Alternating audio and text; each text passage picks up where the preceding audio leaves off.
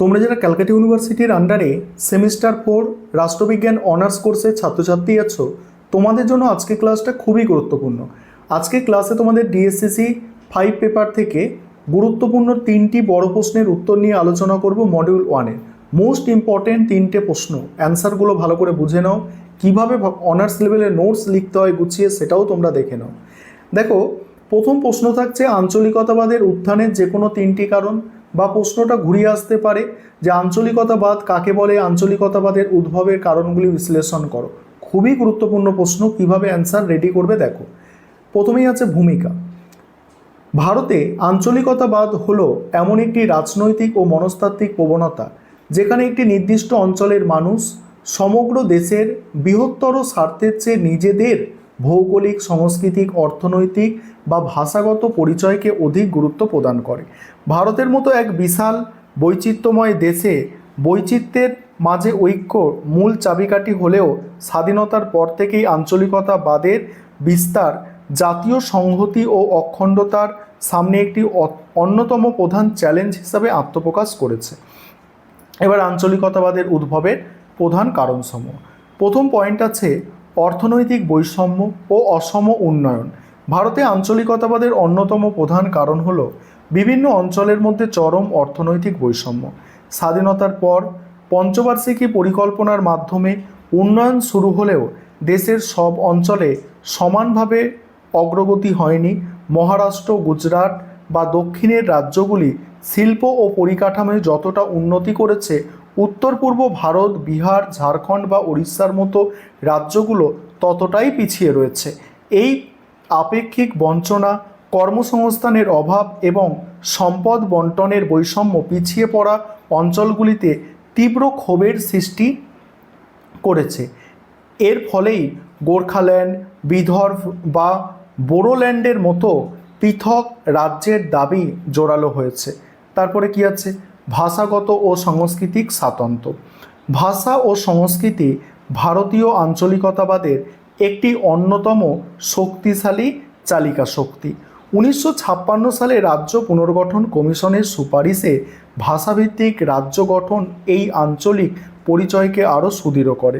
প্রতিটি ভাষাভাষী গোষ্ঠী তাদের নিজস্ব ভাষা ও সংস্কৃতির সক্রিয়তা বজায় রাখতে বদ্ধপরিকর।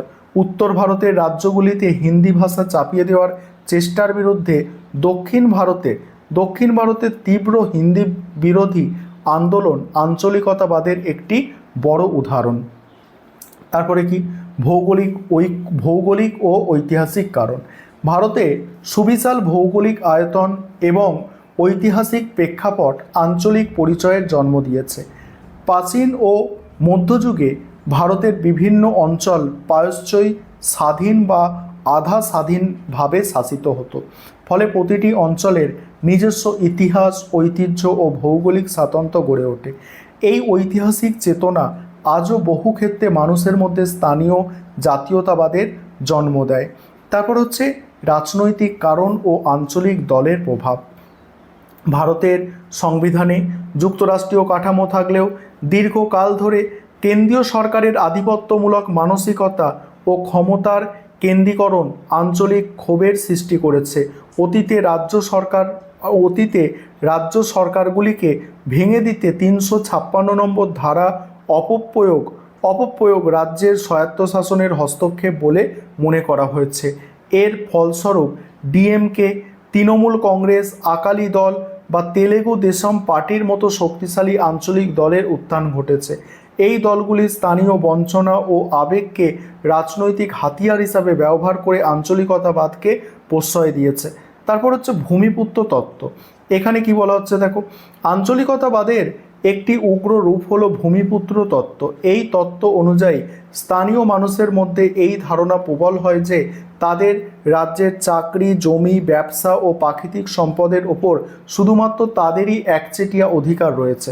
মহারাষ্ট্রের শিবসেনা, মারাঠি আন্দোলন কিংবা আসামের বহিরাগত খেদা আন্দোলনও এই ভূমিপুত্র তত্ত্বেরই ফসল, যা ভারতের অভ্যন্তরীণ ঐক্যকে বারবার আঘাত করেছে।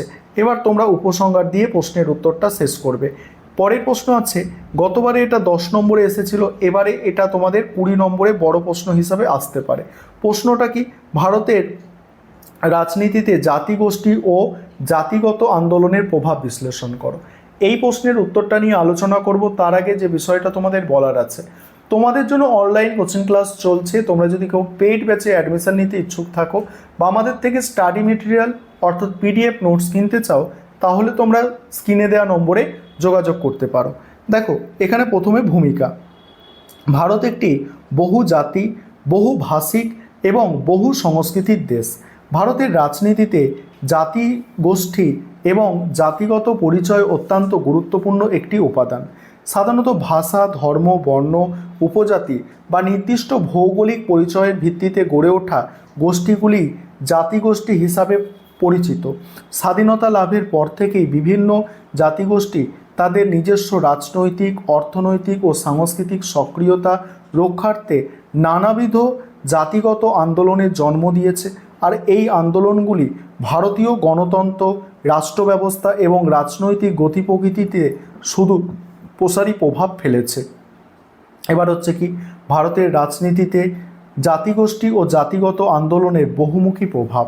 রাজ্য পুনর্গঠন ও নতুন রাজ্য দাবি। প্রথম পয়েন্ট, স্বাধীনতার পর ভারতের রাজনীতিতে জাতিগত আন্দোলনের সবচেয়ে বড় প্রভাব দেখা যায় ভাষার ভিত্তিতে রাজ্য গঠনের দাবির মধ্যে। 1953 সালে অন্ধ্রপ্রদেশ গঠন এবং 1956 সালে রাজ্য পুনর্গঠন আইন এই আন্দোলনের ফসল। পরবর্তীতে জাতিগত সক্রিয়তা ও অর্থনৈতিক বঞ্চনার ক্ষোভ থেকে সৃষ্ট আন্দোলনের জেরে 2000 সালে ঝাড়খণ্ড, ছত্তিশগড়, উত্তরাখণ্ড এবং 2014 সালে তেলেঙ্গানার মতো নতুন রাজ্যের জন্ম হয়। এছাড়া গোর্খাল্যান্ড, বোড়োল্যান্ড বা গ্রেটার টিফিল্যান্ডের মতো পৃথক রাজ্য বা স্বায়ত্তশাসনের দাবি আজও ভারতীয় রাজনীতিতে প্রাসঙ্গিক। এবার হচ্ছে বিচ্ছিন্নতাবাদী ও সশস্ত্র আন্দোলন। কিছু ক্ষেত্রে জাতিগত আন্দোলন চরম আকার ধারণ করে রাষ্ট্রের বিরুদ্ধে সশস্ত্র বিচ্ছিন্নতাবাদের রূপ নিয়েছে, যা ভারতের জাতীয় সংহতির জন্য অন্যতম বড় চ্যালেঞ্জ। বিশেষ করে উত্তর পূর্ব ভারতে নাগা, মিজো, ত্রিপুরা এবং আসামের উলফা আন্দোলন ভারতের অভ্যন্তরীণ রাজনীতি ও নিরাপত্তায় গভীর প্রভাব ফেলেছে। এই গোষ্ঠীগুলি ভারতীয় রাষ্ট্রের অন্তর্ভুক্তির বিরোধিতা করে স্বাধীন জাতিরাষ্ট্র গঠনের দাবি তুলেছিল, যা নিয়ন্ত্রণে সরকারের সামরিক শক্তির পাশাপাশি রাজনৈতিক চুক্তির সাহায্য নিতে হয়েছে। তারপর হচ্ছে আঞ্চলিক রাজনৈতিক দলের উত্থান ও প্রভাব। জাতিগত বা উপজাতির পরিচয়কে কেন্দ্র করে ভারতে বহু আঞ্চলিক রাজনৈতিক দলের উত্থান ঘটেছে, যেমন এই দলগুলো নাম এখানে দেয়া আছে। তারপর ভোট ব্যাংকের রাজনীতি ও সামাজিক মেরুকরণ। এই পয়েন্টটা দেখো তোমরা, নির্বাচনী রাজনীতিতে রাজনৈতিক দলগুলি প্রায়শই জাতিগোষ্ঠীর আবেগ ও পরিচয়কে নিজেদের স্বার্থে ব্যবহার করে ভোট ব্যাংক তৈরি করে। অনেক সময় রাজনৈতিক ফায়দা লোটার জন্য দুটি ভিন্ন জাতিগোষ্ঠীর মধ্যে বিভেদ সৃষ্টি করা হয়। এর ফলে রাজনৈতিক ও সামাজিক মেরুকরণ ঘটে। আসামের অসমীয় বনাম বাঙালি সংঘাত বা মণিপুরে সাম্প্রতিক মেইতেইন এবং কুকি গোষ্ঠীর সংঘাত এর প্রকৃষ্ট উদাহরণ। তারপর হচ্ছে গণতান্ত্রিক কাঠামোর বিকেন্দ্রীকরণ ও সাংবিধানিক স্বীকৃতি। পয়েন্টটা দেখো, তারপর উপসংহার দিয়ে প্রশ্নের উত্তর শেষ করবে। এবার পরের প্রশ্ন আছে, ভারতীয় সংবিধানে আদিবাসীদের জন্য কি কি অধিকার সংরক্ষিত করা হয়েছে তা আলোচনা করো। এটাও একটি মোস্ট ইম্পর্টেন্ট প্রশ্ন। প্রথমেই ভূমিকা দিয়ে শুরু করতে হবে যে ভারতবর্ষ একটা বৈচিত্র্যময় দেশ, যেখানে জাতি, ধর্ম, সংস্কৃতির যেখানে বিভিন্ন জাতি, ধর্ম, সংস্কৃতির মানুষ বসবাস করে। ঐতিহাসিকভাবে শোষিত, অবহেলিত এবং ভৌগোলিকভাবে বিচ্ছিন্ন আদিবাসী বা তপশিলি উপজাতিদের সমাজের মূল স্রোতে ফিরিয়ে আনার জন্য ভারতীয় সংবিধান প্রণেতারা সংবিধানে বিশেষ অধিকার ও রক্ষা কবচের ব্যবস্থা করেছেন। সামাজিক ন্যায় বিচার প্রতিষ্ঠা এবং আদিবাসীদের সার্বিক উন্নয়নের লক্ষ্যে সংবিধানে যে সমস্ত অধিকার সংরক্ষিত করা হয়েছে তা মূলত সামাজিক, অর্থনৈতিক, রাজনৈতিক ও সাংস্কৃতিক ক্ষেত্রে বিস্তৃত। এবার হচ্ছে দেখো, ভারতীয় সংবিধানে আদিবাসীদের জন্য সংরক্ষিত অধিকারসমূহ। প্রথম হচ্ছে সামাজিক ও শিক্ষাগত অধিকার। এখানে কি বলা হচ্ছে, সংবিধানের 15(4) ধারায় বলা হয়েছে যে রাষ্ট্র আদিবাসী সম্প্রদায়ের সামাজিক শিক্ষাগত উন্নতির জন্য যে কোনো বিশেষ ব্যবস্থা গ্রহণ করতে পারে, এক্ষেত্রে সাম্যের অধিকার কোনো বাধা সৃষ্টি করবে না।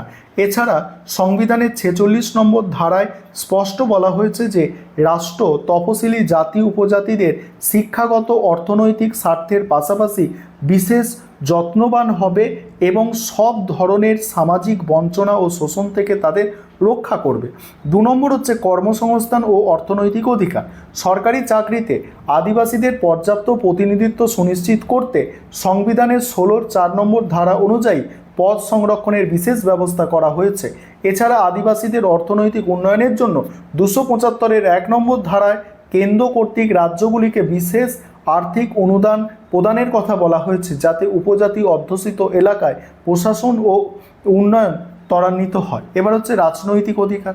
তারপরে আছে সাংস্কৃতিক ও সম্পত্তির অধিকার, প্রশাসনিক অধিকার এবং সংবিধানের সুরক্ষামূলক প্রতিষ্ঠান, সাংবিধানিক সুরক্ষামূলক প্রতিষ্ঠান উপসংহার দিয়ে প্রশ্নের উত্তর শেষ করবে। আবারও বলছি, তোমরা যদি কেউ পেইড ব্যাচে অ্যাডমিশন নিতে ইচ্ছুক থাকো বা আমাদের থেকে স্টাডি মেটেরিয়াল কিনতে চাও, স্ক্রিনে দেওয়া নম্বরে যোগাযোগ করবে।